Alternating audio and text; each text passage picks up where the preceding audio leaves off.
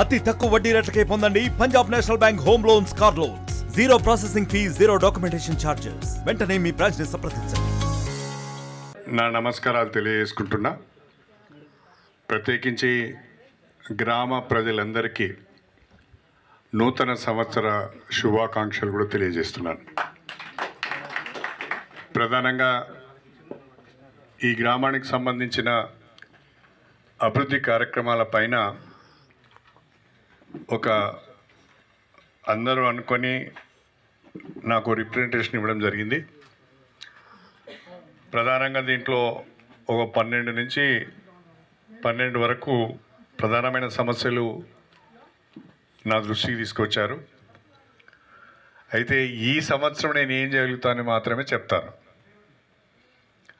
ఈ సంవత్సరం నేను చేయగలిగే పనులు ఈరోజు మీకు మాట ఇచ్చిన ప్రకారం సంవత్సరంలో పూట పూర్తి చేసి మళ్ళీ వచ్చే సంవత్సరంలో ఏం చేయగలుగుదాం అనేది అప్పుడు మాట్లాడుకుందాం. నేను అన్నీ చేస్తానని చెప్పి మళ్ళీ ఇటు ముఖమే చూపించకుండా వెళ్ళిపోతే కష్టమవుతుంది. నేను అలాంటి వ్యక్తిని కాదు. చేస్తా అంటే ఏదైనా రకంగా కష్టపడి దానికి నిధులు సమీకరించి ఆ పని పూర్తి చేయిస్తానని చెప్పి నేను ఈ సందర్భంగా తెలియజేస్తుంటాను. ప్రధానంగా మల్కాపూరు గ్రామానికి పశ్చిమ ప్రాంతాన అంటే ఎగువ ప్రాంతాన ఉన్న భూములకు సాగునీరు కావాలి. మల్లన్న గండి నుంచి ఏదైతే ఎత్తిపోతల పథకం మనము చేపట్టామో ఆ ఎత్తిపోతల పథకం ద్వారా మన గ్రామంలో ఉన్న ఎగువ ప్రాంతాలకు సాగునీరు అందించే అవకాశం ఉంది అని చెప్పారు. నేను ఈ 3-4 రోజులలోనే ఆ ఎత్తిపోతల పథకానికి సంబంధించిన లిఫ్ట్ 1, లిఫ్ట్ 3 ఈ 2 పనులకు సంబంధించిన పనులకు మనము పనులు ప్రారంభించబోతున్నాం. నేను ఈరోజు మీకు మాటిస్తున్నాను, తప్పకుండా వానాకాలం పంటకు మీ భూములకు గోదావరి జలాలు ఇచ్చే బాధ్యత నాది అని చెప్పి నేను ఈ సందర్భంగా తెలియజేస్తాను. ఈ 4-5 రోజులలోనే కొబ్బరికాయ కొట్టి పనులు ప్రారంభమవుతాయి. 6 నెలల్లో పంప్ హౌస్ పనులు, పైప్ లైన్ పనులు పూర్తి అవుతాయి. మీ చెరువులు నింపే కార్యక్రమాన్ని చేపడతాం. ఆ చెరువుల ద్వారా మీ భూములను సాగునీరు అందించే ప్రయత్నం జరుగుతుంది. అది నా బాధ్యత, నేను చేసి పెడతానని చెప్పి ఈ సందర్భంగా తెలియజేస్తున్నాను. నేను ఈ పార్టీలో చేరుతానని ఆ సూరు పట్టుకొని వేలాడి ఆ వాకీల ముందర కూర్చుంటే కూడా నువ్వు వద్దురా బాబు, నీ దండం పెడతాను, నువ్వు మా పార్టీలోకి వద్దురా అని ఎలగొట్టిన వాళ్ళు అందరూ కూడా ఇవాళ సిగ్గు లేకుండా మాట్లాడుతున్నారు. అయినా వాళ్ళ గురించి నేను పట్టించుకోదలుచుకోలేదు, వాళ్ళ పేరు కూడా తీయదలుచుకోలేదు. నా ఆలోచన అంతా, నేను ఇప్పుడు 73 సంవత్సరాలు ఉన్నాను. మరి బుచ్చిరెడ్డి గారు నీకెన్ని ఉన్నాయి? నాకంటే ఒక సంవత్సరం పెద్ద నువ్వేను. మేమిద్దరం క్లాస్మేట్స్, అందుకే బుచ్చాని ఇంటికి వచ్చాను. నేను ఆర్ట్స్ కాలేజీలో ఇద్దరం కలిసి చదువుకున్నాం. ఆయన BAలో ఉండే, నేను BScలో ఉంటే, కానీ ఈయన కబడ్డీ ఆడేది, కొంచెం ఆటల ఆ సందర్భంగా కొంచెం పరిచయాలు అట్లా. 73 సంవత్సరాలు ఉన్నాను. నా ఎమ్మెల్యే పదవి అయిపోయే వరకు 75కి వస్తాను. ఇంకా మళ్ళీ పోటీ చేసే ఓపిక లేదు, వాళ్ళ గురించి నేను పట్టించుకోదలుచుకోలేదు. నా ఆలోచన అంతా మీ అందరితో కలిసి ఈ నియోజకవర్గంలో మళ్ళీ కడియం శ్రీహరి గెలిచి ఇవి చూసిన వాగా ఈ 4-5 పనులు మంచి పనులు చేసిండని మీతో అనిపించుకోవాలి, మీతో శభాష్ అనిపించుకోవాలనే తప్ప వేరే ఆలోచన నాకు లేదు అని చెప్పి నేను ఈ సందర్భంగా తెలియజేస్తున్నాను. అందుకే ముఖ్యమంత్రి గారికి దృష్టికి వెళ్ళాను, అనేక సార్లు ఆయనకు చెప్పాను, నా నియోజకవర్గం నష్టపోయింది, మాది పేద నియోజకవర్గం, ఎస్సీలు ఎక్కువగా ఉండే నియోజకవర్గం, మాకు కొంచెం నిధులు ఎక్కువ ఇవ్వాలని అడిగాను. ఆయన దయతో ఇప్పటికే అనేక అభివృద్ధి కార్యక్రమాలు ఇచ్చాడు. మనకు ప్రధానంగా దేవాదుల ద్వారా మన నియోజకవర్గంలో ఆనాడు నేను ఉమ్మడి ఆంధ్రప్రదేశ్లో భారీ నీటిపారుదల శాఖ మంత్రిగా దేవాదుల ప్రాజెక్టును తీసుకొచ్చాను. ఆనాడు ఆ ప్రాజెక్టు సాధ్యం కాదు అని చెప్పి ఆ ప్రాజెక్టుకు పిండాలు పెట్టిన వాళ్ళందరూ ఆ ప్రాజెక్టు కింద సాగవుతున్న భూములలో పండిన పంటనే తింటున్నారు, ఆ గోదావరి నీళ్ళే తాగుతున్నారు. ఆనాడు అన్నారు ఇది కాదు అని, కానీ ఇవాళ అది సాధ్యమైంది. ఆ గోదావరి జలాలతోని మన నియోజకవర్గంలోని ప్రతి ఎకరానికి సాగునీరు అందించాలని ఆలోచన చేసి ఇవాళ కాలువలలో పూడికలు తీపిచ్చి అదేవిధంగా లైనింగ్ పనులను చేయడానికి 148 కోట్ల రూపాయల మంజూరు తీసుకువచ్చి ఇవాళ పనులన్నీ కూడా మనం చేసుకుంటున్నాం. అదేవిధంగా నియోజకవర్గంలో 100 బెడ్ హాస్పిటల్ లేదు. తెలంగాణలో దాదాపుగా అన్ని నియోజకవర్గాలలో 100 బెడ్ హాస్పిటల్ ఉన్నది. ఒక్క మన నియోజకవర్గంలోనే 100 బెడ్ హాస్పిటల్ లేదు. దానికి మొన్ననే 46 కోట్ల రూపాయలతోనే 100 బెడ్ హాస్పిటల్ భవన నిర్మాణానికి నిధులు వచ్చాయి, శాంక్షన్ వచ్చింది. అదేవిధంగా గన్పూర్లో ఉన్న 4 ఎకరాల ఆర్టీసీ భూమిని కూడా మనము వైద్య విధాన పరిషత్కు బదలాయింపు చేయడం జరిగింది. నేషనల్ హైవేకు ఆనుకొని ప్రజలకు అందుబాటులో ఉండే విధంగా 1 సంవత్సరం లోపే ఒక బ్రహ్మాండమైన 100 బెడ్ హాస్పిటల్ మన నియోజకవర్గంలో రాబోతున్నది అని చెప్పి ఈ సందర్భంగా తెలియజేస్తాం. నియోజకవర్గ కేంద్రము రెవెన్యూ డివిజన్ నియోజకవర్గ అభివృద్ధిని దృష్టిలో పెట్టుకొని, ఈ నియోజకవర్గ ప్రజలకిచ్చిన మాటను దృష్టిలో పెట్టుకొని, నేను ప్రతిపక్షంలో ఉండి గొంతు చించుకున్న 1 రూపాయి మంజూరు కాని పరిస్థితులలో నా స్వార్థం కొరకు ప్రజలను ఇబ్బంది పెట్టడం కరెక్ట్ కాదని అనిపించి ముఖ్యమంత్రి గారి పిలుపు మేరకు, కాంగ్రెస్ పార్టీ పిలుపు మేరకు నేను కాంగ్రెస్ పార్టీలో చేరడం జరిగింది. కాంగ్రెస్ పార్టీలో చేరిన తర్వాత మా అమ్మాయి కడియం కావ్య గారికి కాంగ్రెస్ పార్టీ టికెట్ ఇచ్చింది. వరంగల్ లోకసభ నుండి అభ్యర్థిగా కడియం కావ్యకు అవకాశం వచ్చింది.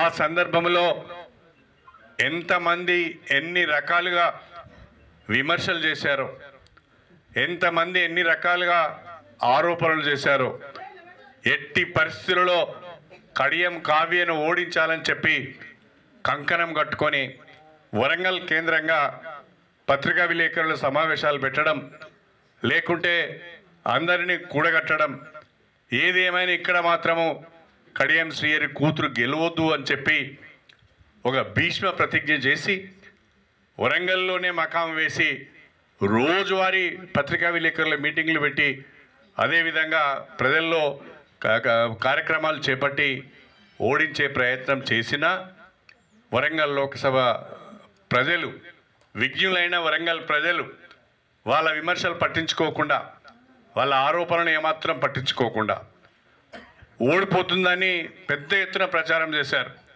కడియం శ్రీహరి మీద కోపం ఉన్నది, ఆ కడియం శ్రీహరి పార్టీ మారింది కాబట్టి కడియం శ్రీహరి మీద కోపం ఉన్నది, ఆ కోపంతో బిడ్డను ఓడించే పరిస్థితి వస్తుందని చెప్పి విపరీతంగా సోషల్ మీడియాలో కానీ పత్రికలలో ప్రచారం చేశారు.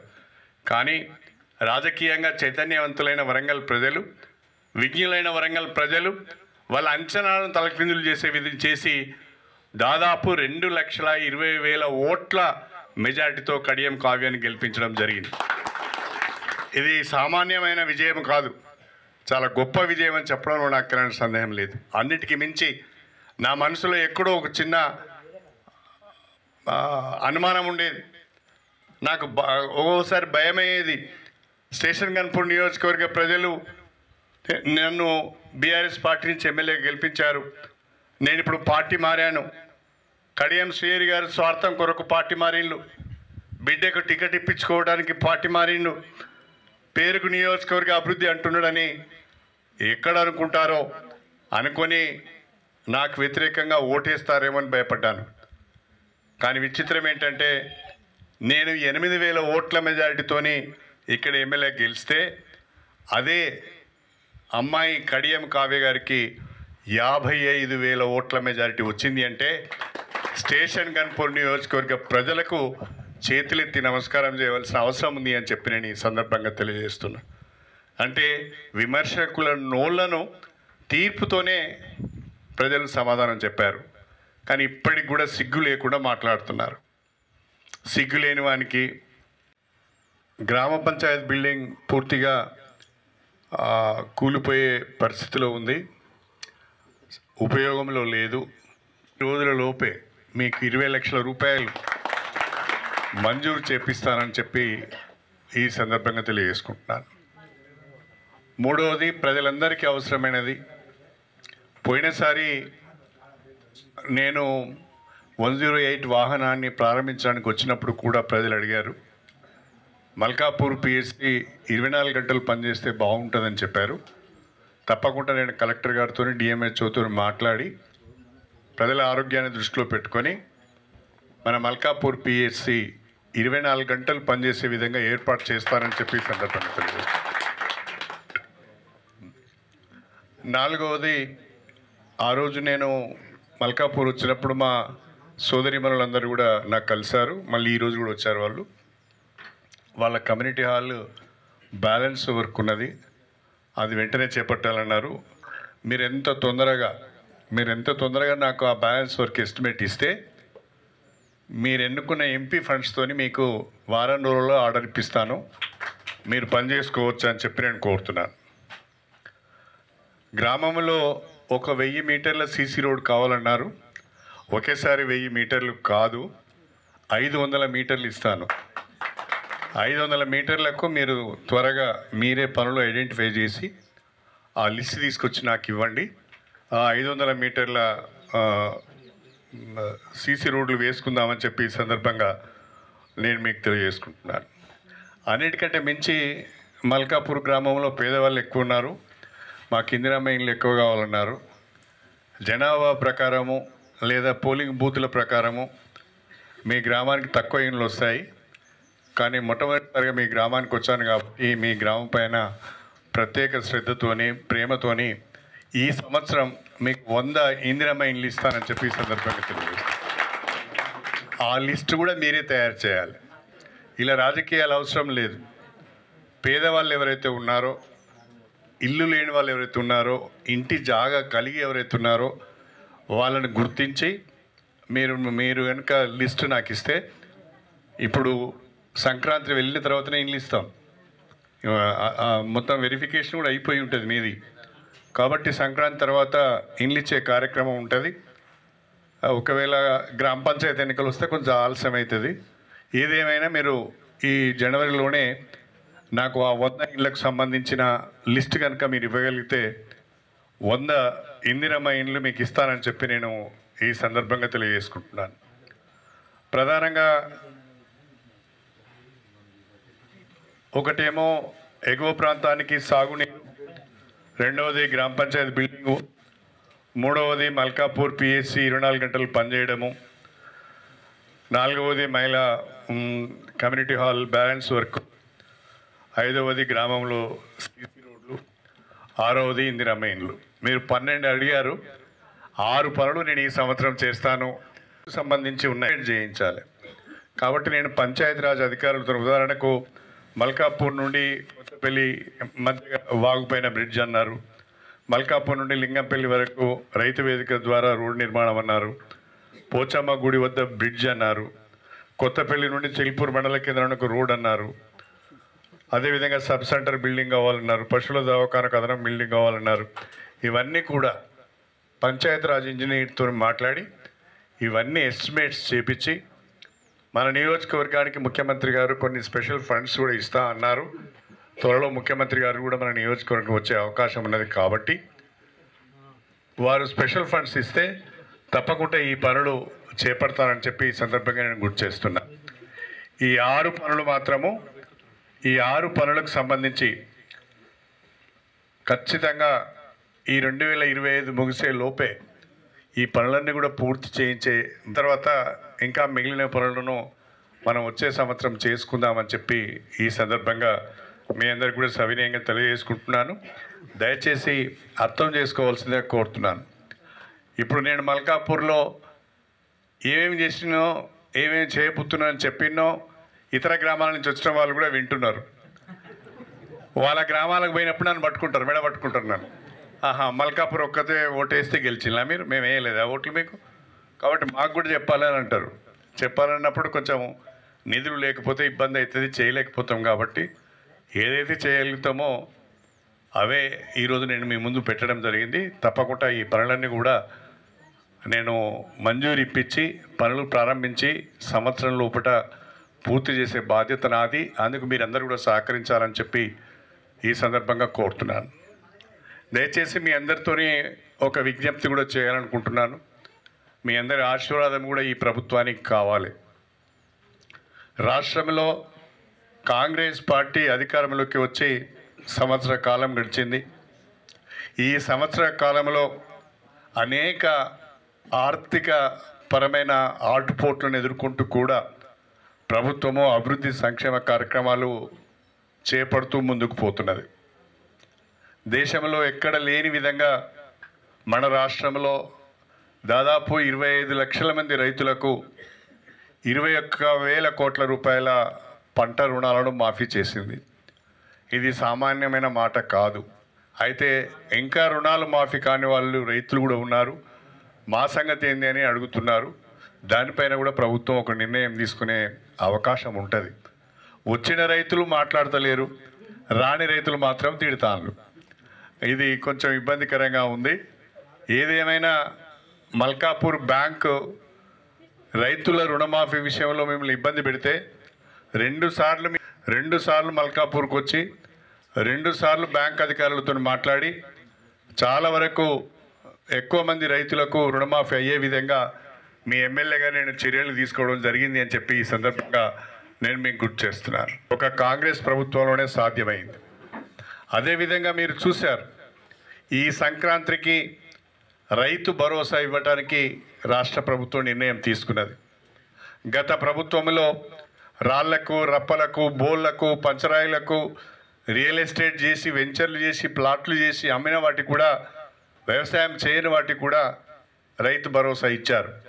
కానీ ముఖ్యమంత్రి గారు, రాష్ట్ర ప్రభుత్వం ఎవరైతే వ్యవసాయం చేస్తారో వాళ్ళకు మాత్రమే ఈ రైతు భరోసా అందాలనే ఉద్దేశంతో 5 ఎకరాలు 10 ఎకరాలు కూడా వ్యవసాయం చేసిన ప్రతి రైతుకు కూడా రైతు భరోసా అందించాలనే ఉద్దేశంతో సంక్రాంతి లోపల రైతు భరోసా ఇవ్వటానికి రాష్ట్ర ప్రభుత్వం సిద్ధంగా ఉంది అని చెప్పి ఈ సందర్భంగా తెలియజేస్తున్నా.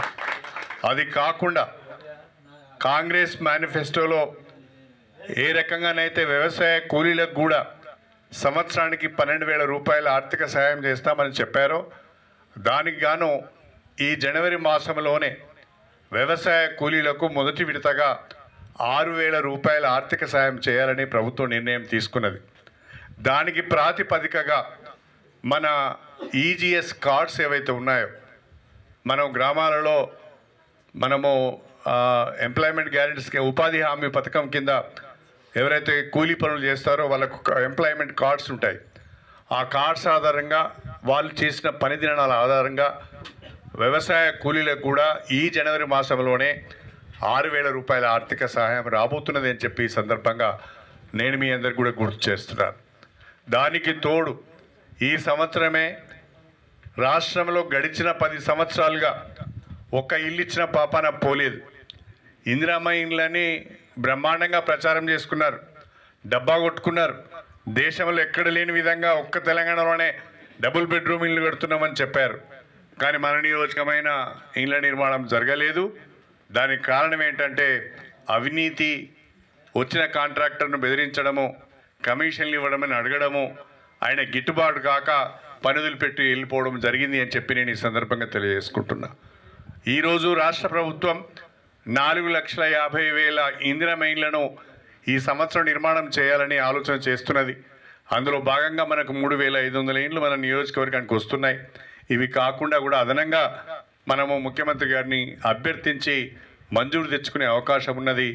అవి కూడా మనకు ఎక్కువ సంఖ్యలో వచ్చే అవకాశం ఉంటున్న ఇందిరమ్మ ఇళ్ల నిర్మాణం చేద్దామని చెప్పి ఈ సందర్భంగా నేను మీ అందరికీ కూడా, నేను ఇంతకుముందు బాలరాజు గారు చెప్పారు, నేను ఈ నియోజకవర్గ ప్రజల ఆశీర్వాదంతో అసెంబ్లీ ఎన్నికలలో గెలవడం జరిగింది.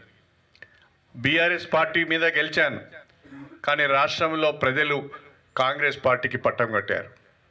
ఆ పరిస్థితులలో ప్రతిపక్షంలో ఉండి నియోజకవర్గాన్ని అభివృద్ధి చేయడంలో ఉన్న ప్రజల సమస్యలు పరిష్కరించలేమని, సంక్షేమ కార్యక్రమాలని చేపట్టలేమని నేను భావిస్తున్న సమయంలో స్వయంగా ముఖ్యమంత్రి రేవంత్ రెడ్డి గారు నాకున్న పాత పరిచయాలతోని, గతంలో మేము ఇరువురం కూడా తెలుగుదేశం పార్టీలో పనిచేసినప్పుడున్న స్నేహంతో, అన్న మీరు మా పార్టీలోకి రండి, మీకు గౌరవం ఉంటుంది, మీ నియోజకవర్గాన్ని అభివృద్ధి చేసే బాధ్యత నాది అని. మరిన్ని వీడియోస్ కోసం ఛానల్ ని సబ్స్క్రైబ్ చేయండి. లేటెస్ట్ అప్డేట్స్ కోసం వాట్సాప్ ఛానల్ ని ఫాలో అవ్వండి. ఆ లింక్ డిస్క్రిప్షన్ లో ఉంది.